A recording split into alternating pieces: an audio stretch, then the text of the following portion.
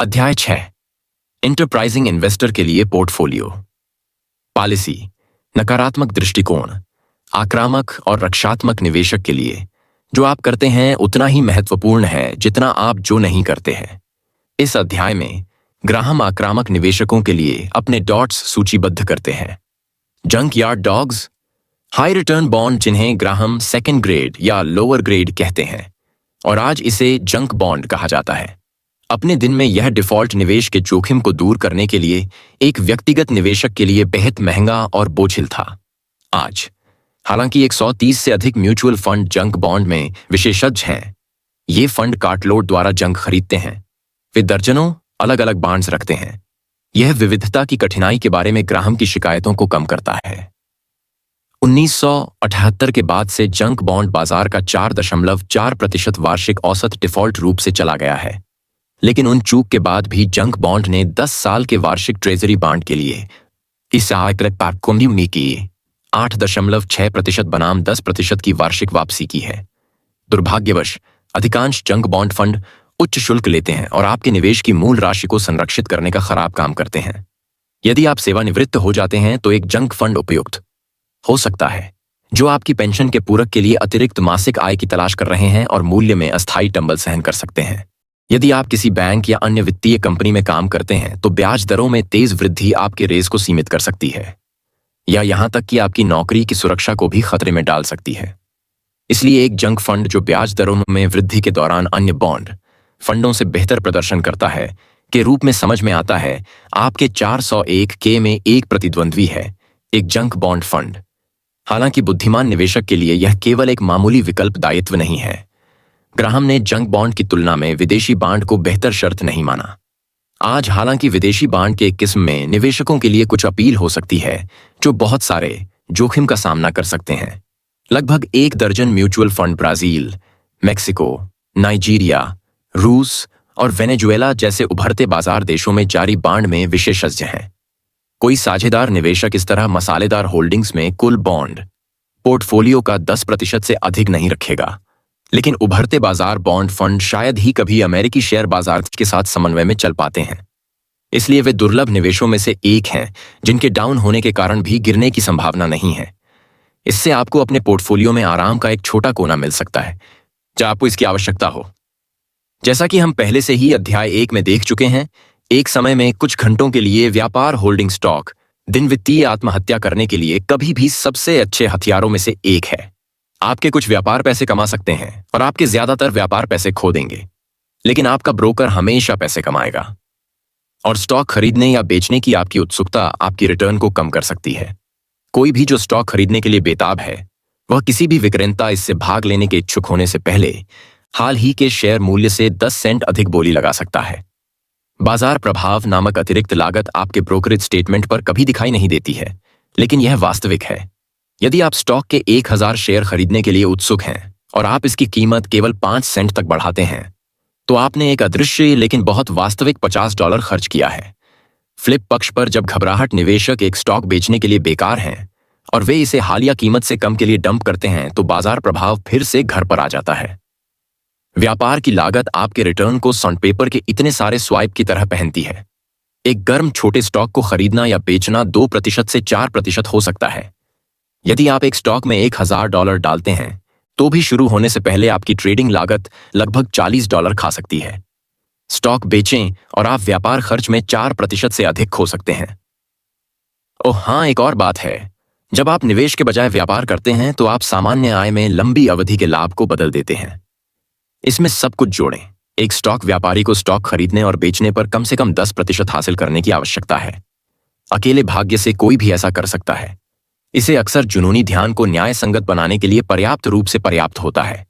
साथ साथ नाइटमेश तनाव उत्पन्न होता है। क्या यह असंभव है? हजारों लोगों ने कोशिश की है और सबूत स्पष्ट हैं। जितना अधिक आप व्यापार करेंगे, आप उतना ही कम रखें। कैलिफोर्निया विश्वविद्यालय के वित्त प्रोफेसर ब्रेड बाबर और टेरेंस ओडेन ने एक प्रमुख छूट ब्रोकरेज फर्म के 66,000 से अधिक ग्राहकों के व्यापारिक रिकॉर्ड की जांच की।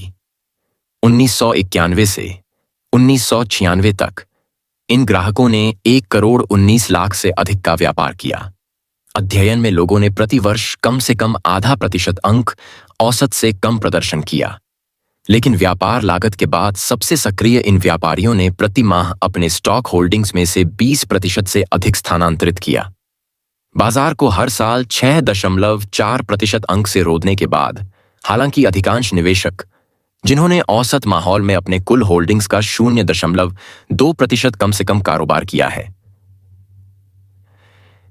बाजार की कीमतों के बाद भी एक व्हिस्कर द्वारा बाजार को बेहतर प्रदर्शन करने में कामयाब रहे। अपने दलालों और आईआरएस को अपने लाभ का एक बड़ा हिस्सा देने के बजाय उन्हें लगभग सब कुछ अपने पास रखा। सबक स्पष्ट है, कुछ न करें, वहां खड़े हो जाओ। यह हर किसी के लिए यह स्वीकार करने का समय है कि दीर्घकालिक निवेशक शब्द अनावश्यक है। एक दीर्घकालिक निवेशक ही पैपाती की एकमात्र प्रकार का निवेशक है। कोई भी जो एक समय में कुछ महीनों से अधिक समय तक स्टॉक नहीं रख सकता है, वह एक विजेता के रूप में नहीं बल्कि पीड़ित के रूप में खत्म हो जाता है।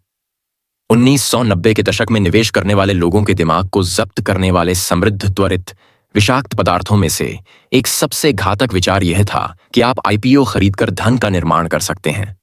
एक आईपीओ एक के प्रारंभिक सार्वजनिक पेशकश है या जनता के लिए कंपनी के शेयर की पहली बिक्री है।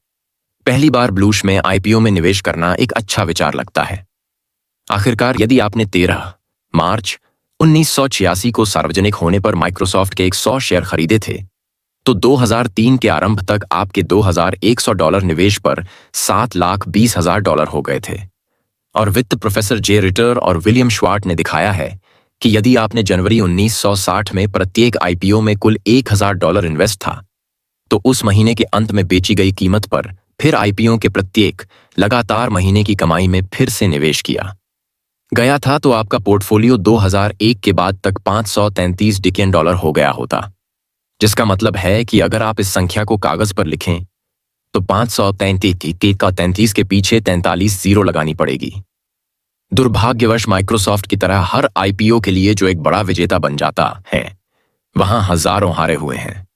मनोवैज्ञानिक डैनियल कन्नरमैन और आमोस टर्की ने दिखाया है कि जब मनुष्य किसी घटना की संभावना या आवृत्ति का अनुमान लगाते हैं, तो हम इस निर्णय को इस बात पर आधारित नहीं करते हैं कि घटना वास्तव में कितनी बार हुई है, लेकिन पिछले उदाहरण कितने ज्वलंत हैं।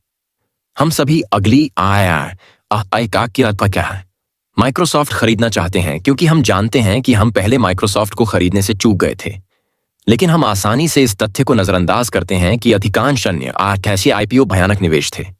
यदि आप कभी भी आईपीओ बाजार के दुर्लभ विजेताओं में से एक नहीं बल्कि एक व्यावहारिक असंभवता को याद करते हैं, तो आप $533 बिलियन लाभ अर्जित कर सकते थे। अंत में आईपीओ पर अधिकतर उच्च रिटर्न एक विशेष निजी क्लब के सदस्यों द्वारा कब्जा कर लिया जाता है। बड़े निवेश बैंक और फंड हाउस जो स्टॉक को सार्वजनिक व्यापार शुरू करने से पहले प्रारंभिक या अंडरराइटिंग सामर्थ्य है कीमत पर शेयर प्राप्त करते हैं। शेयरों में सबसे बड़ा रन अप अक्सर इतना छोटा होता है कि कई बड़े निवेशकों को भी कोई शेयर नहीं मिल सकता है, जो वहां बस जाने के लिए पर्याप्त नहीं है। यदि लगभग हर निवेशक की तरह आप आईपीओ तक पहुंच प्राप्त कर सकते हैं, केवल उनके शेयरों ने विशेष प्रारंभिक मूल्य से ऊपर रॉकेट की तरह प्रदर्शन किया है, तो आपके परिणाम जबरदस्त होंगे। 1980 से 2001 तक यदि आपने अपनी पहली सार्वजनिक बंद कीमत पर औसत आईपीओ खरीदा था और 3 वर्षों तक आयोजित किया था, तो आप सालाना 23% से अधिक अंक बाजार से कम प्रदर्शन करेंगे। शायद कोई स्टॉक वी लिनक्स से बेहतर आईपीओ से समृद्ध होने के सपने को व्यक्त नहीं करता है।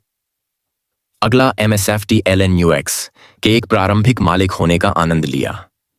अभी खरीदें और अब से 5 साल में रिटायर। 9 दिसंबर 1999 को स्टॉक को $30 की शुरुआती सार्वजनिक पेशकश कीमत पर रखा गया था, लेकिन शेयरों की मांग इतनी कर थी कि जब सुबह नासाडाक खोला गया तो BATT की ताकत पाते हैं। लिनक्स के शुरुआती मालिकों में से किसी ने भी शेयर को तब तक नहीं जाने दिया जब तक कीमत $299 तक न पहुंच गई। शेयर $320 पर पहुंच गया और $239.25 पर बंद हुआ, जो एक दिन में 697% का लाभ था।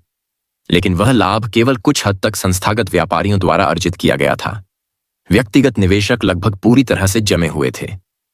अधिक महत्वपूर्ण बात यह है कि आईपीओ खरीदना एक बुरा विचार है, क्योंकि यह झूठे तौर पर ग्राहम के सबसे मौलिक नियमों में से एक का उल्लंघन करता है। इससे कोई फर्क नहीं पड़ता कि कितने अन्य लोग स्टॉक खरीदना चाहते हैं। आपको केवल तभी खरीदना चाहिए जब स्टॉक एक वांछनीय व्यवसाय का मालिक बनने का एक सस्ता तरीका हो। पहले दिन की चोटी पर निवेशक वीए लिनक्स के शेयरों का कुल 12.7 बिलियन डॉलर पर मूल्यांकन कर रहे थे। कंपनी का कारोबार क्या लायक था? 5 साल से भी कम उम्र के वीए लिनक्स ने अपने सॉफ्टवेयर और सेवाओं के 44 मिलियन अमेरिकी डॉलर के संचयी कुल शेयर बेचे थे, लेकिन इस प्रक्रिया में 25 मिलियन डॉलर खो दिए गए थे। हालिया वित्तीय तिमाही में वीए लिनक्स ने बिक्री में 15 मिलियन डॉलर कमाए थे, लेकिन उन पर 10 मिलियन डॉलर खो दिए गए थे। तब यह कारोबार हर डॉलर में लगभग 70 सेंट खो रहा था। वीए लिनक्स का संचित घाटा 30 मिलियन डॉलर था। यदि वीए लिनक्स एक निजी कंपनी है, उस व्यक्ति के स्वामित्व में है जो अगले दरवाजे पर रहता है, और वह पैकेट बाड़ पर झुक गया और पूछा कि आप अपने संघर्ष से छोटे व्यवसाय को अपने हाथों से लेने के लिए कितना भुगतान करेंगे, तो क्या आप जवाब देंगे, ओह 12.7 अरब डॉलर, मुझे इसमें कोई अचंभा नहीं लगता? या फिर आप विनम्रतापूर्वक मुस्कुराते हैं, अपने बारबेक्यू ग्रिल पर वापस आते हैं और आश्चर्य करते हैं कि पृथ्वी पर आपका पड़ोसी धूम्रपान कर रहा था? विशेष रूप से अपने फैसले पर निर्भर करते हुए हम में से कोई भी मृतक को लगभग 13 अरब डॉलर का भुगतान करने के लिए सहमत नहीं होगा। लेकिन जब हम निजी तौर पर सार्वजनिक रूप से सार्वजनिक होते हैं, तो मूल्यांकन अचानक लोकप्रिय प्रतियोगिता बन जाता है, तो स्टॉक की कीमत उस व्यापार के मूल्य से अधिक महत्वपूर्ण लगती है जो इसका प्रतिनिधित्व करती है। जब तक कोई अन्य स्टॉक के लिए आपके द्वारा किए गए भुगतान से अधिक भुगतान करेगा, तो इससे कोई फर्क नहीं पड़ता कि व्यवसाय क्या लायक है। व्यापार के पहले दिन एक रॉकेट की तरह ऊपर जाने के बाद वीए लिनक्स एक मक्खन वाली ईंट की तरह नीचे आया। 9 दिसंबर 2002 तक स्टॉक के $239.50 के 3 दिन बाद वीए लिनक्स प्रति शेयर $1.19 पर बंद हुआ। साक्ष्य के आधार पर निष्पक्ष वजन बुद्धिमान निवेशक को यह निष्कर्ष निकालना चाहिए कि आईपीओ केवल प्रारंभिक सार्वजनिक पेशकश के लिए खड़ा नहीं है। अधिक सटीक रूप से यह भी निम्न के लिए शॉर्टहैंड है। यह शायद अधिक मूल्यवान है, केवल कल्पनात्मक लाभ, अंदरूनी निजी अवसर या बेवकूफ, निरर्थक और अपमानजनक।